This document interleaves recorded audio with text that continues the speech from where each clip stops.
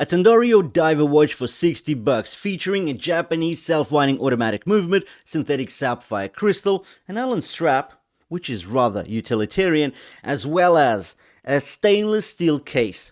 Now, we also get this oversized onion crown. So this is quite a mashup of different styles of watches. So we've got a bit of diver, a bit of field watch, a bit of pilot watch aesthetics, all mashed up into one. But altogether, it costs 60 bucks.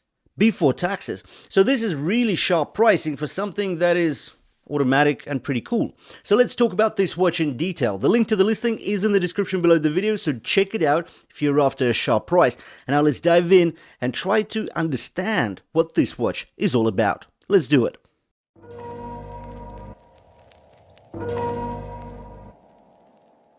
On paper, this is a compact watch. In the metal, it wears even neater than on paper. Case diameter of 36.2 millimeters, lug-to-lug length 43 millimeters, and thickness of 13.3 millimeters. And a big slice of that is the tall, boxed, slightly domed sapphire crystal. Now the lug width here is 18 millimeters. The case itself is a cushioned tonneau shape with fully brushed finishing.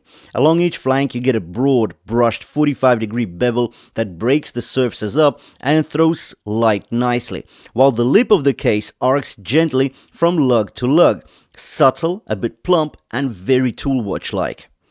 There's effectively no external bezel. The box sapphire rises straight out of the case, which gives the watch a layered, almost helmet-like profile.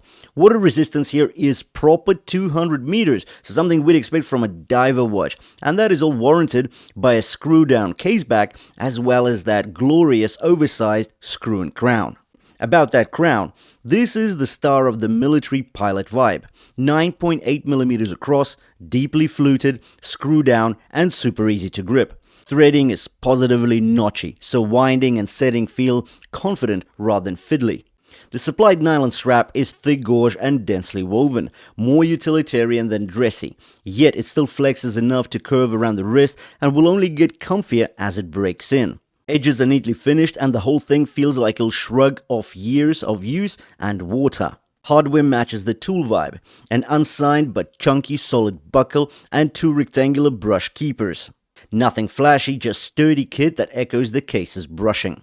Flip the watch over and you get a proper screw-down case back, with the perimeter specs engraved. So what we can see, 316L stainless steel, 200 meters of water resistance sapphire crystal, and yes, this is an automatic. It's a tidy, tall case back that completes the go anywhere build. Fortunately, the strap works as well. Considering we get a lug width of 18 millimeters on a 36 millimeter case, it keeps the strap to head ratio balanced, and the short, hooded lugs let the nylon drop straight down so the watch sits centered and secure. You can see how it sits on top of my 6.5-inch wrist. There are no signs of overhangs. In fact, it sits just right.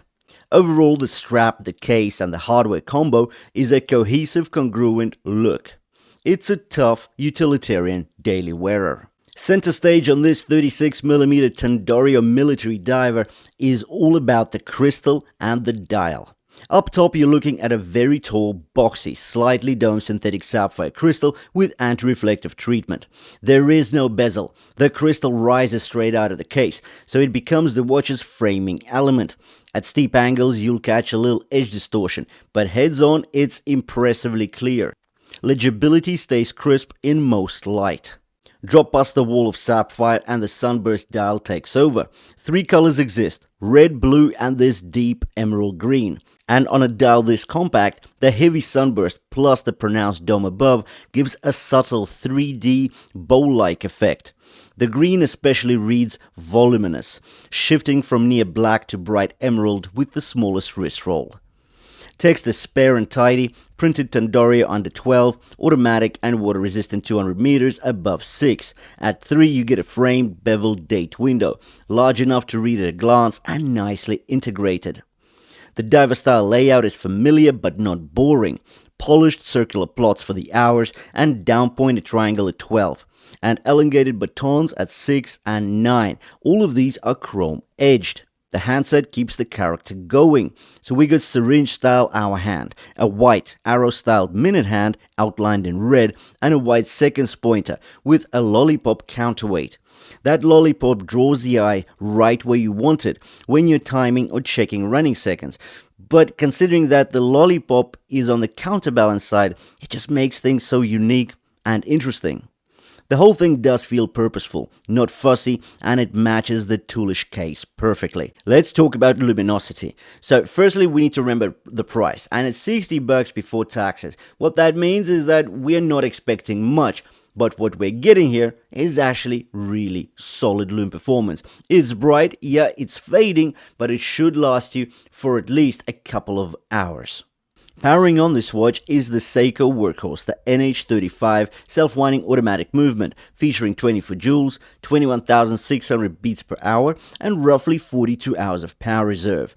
It gets hacking, it's proven, easily serviced, and exactly the kind of movement you want in a compact, go-anywhere daily tool watch. So what do you reckon about this $60 Tandorio automatic? Do you actually like this mixing up of styles? Personally, I love it. I love that deep emerald green of the dial, that sunburst effect.